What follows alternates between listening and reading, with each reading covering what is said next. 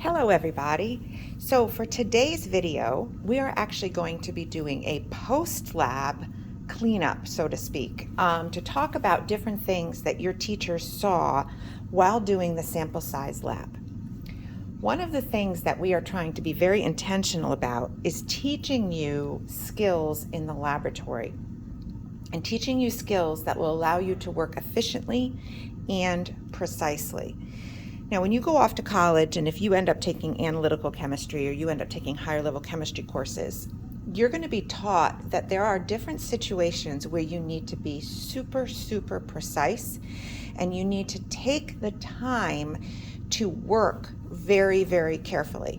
And then there are other situations where you can just get super close and you can just work very quickly and you don't have to worry about getting an exact answer. And it's a skill and it's subtle, and to figure out what those situations are. So what I want to do is I want to talk about different times and different things that we've seen in the lab that we can fix so that we can work efficiently, and then show you times potentially when you need to work more carefully. So one of the things in the lab was involved filling a graduated cylinder. So we have this graduated cylinder. Now, every time we use a tool, we need to look at the markings. So this has markings every one. So you need to be estimating to the 0.1 position on this tool when you do a reading, okay?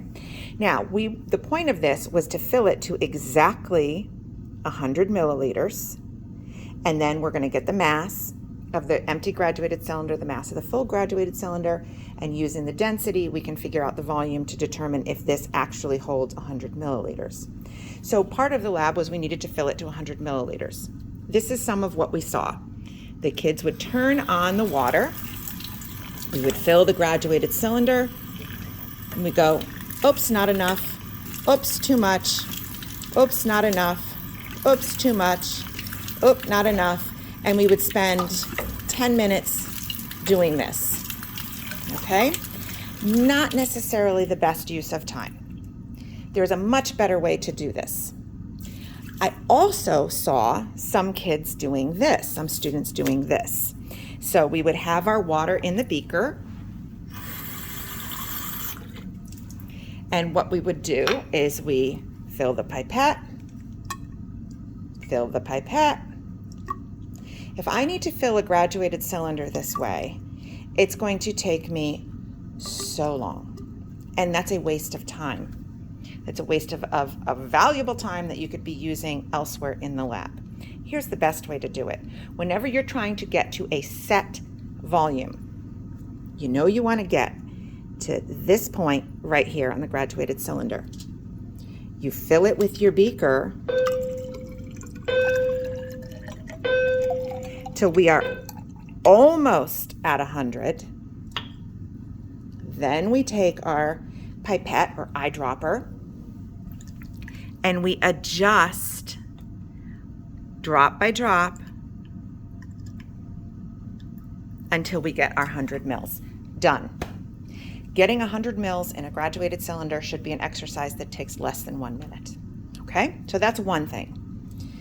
Second, when we did the measurement lab, we spent a lot of time talking about where do you report your measurements. You always need to report all of the known positions plus one estimated position. I'm going to talk a little bit about this thermometer, okay? Now on this thermometer, we have markings every one, which means I should be estimating to the 0.1. Now for my class, for Mrs. Rossler's classes, I have caved, I have given in. I have bought electronic thermometers which read the temperature to the 10th place. But if you are using one of these, and this is an alcohol-filled thermometer, if we look at this and I look at that temperature and I look at where that line is, and I'm trying to get this so that it's nice and clear on the video. I'm gonna have my hand on it to have the temperature rising a little bit. So if I stop like right there, the temperature is not exactly 25. It's at about 25 and a half. It's about 25.5. So I would estimate one place past the decimal on that. But so many of you, when you're using this thermometer, you only report the temperature to the ones place. If you report your temperatures to the ones place on a thermometer, you're getting marked wrong. You're getting points off because you should be able to estimate in between those lines. These lines are actually far enough apart that we can see in between and we can estimate where that line is. Now, when your teacher comes over and says, why do you not have a number after the decimal? Students oftentimes just tack on a 0. You can't just tack on a 0. That has scientific integrity issues because you're making up data, okay? And the chances of every temperature measurement being exactly on a 0 is slim to none. So you ideally need to go back and you need to retake your temperatures and report them to the correct number of digits. Okay, next thing is you should be thinking about little things that are going to affect a mass, okay? So if we have our balance, first off, let's review.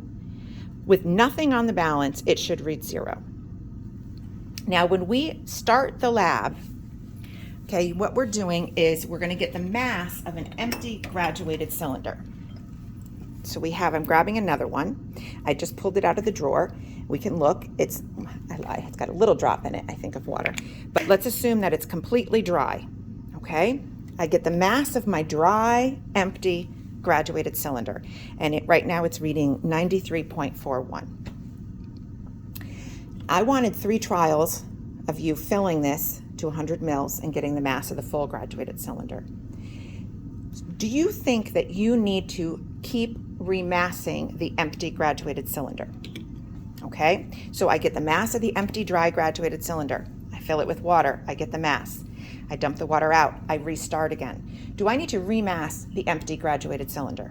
Think about that, okay?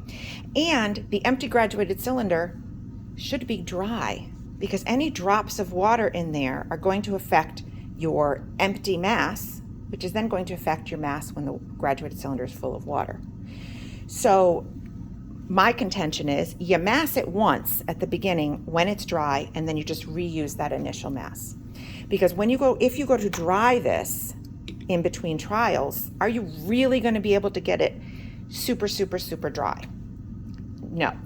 Okay, so mass it once at the beginning, and then you don't need to remass it for the multiple trials. Another thing to think about is we have our empty graduated cylinder mass, and now I fill this with water. So let's pretend it's at the 100 mil mark, and let's pretend I am just super sloppy. I have water on the graduated cylinder. I have water on the exterior of the graduated cylinder. I have water on the balance, and now I put this on and I have the mass of the full graduated cylinder. Is that a good data point?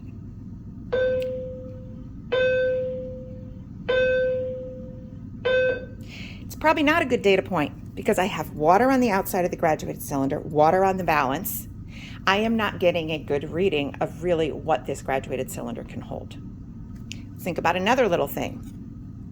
We needed to get the temperature of the water.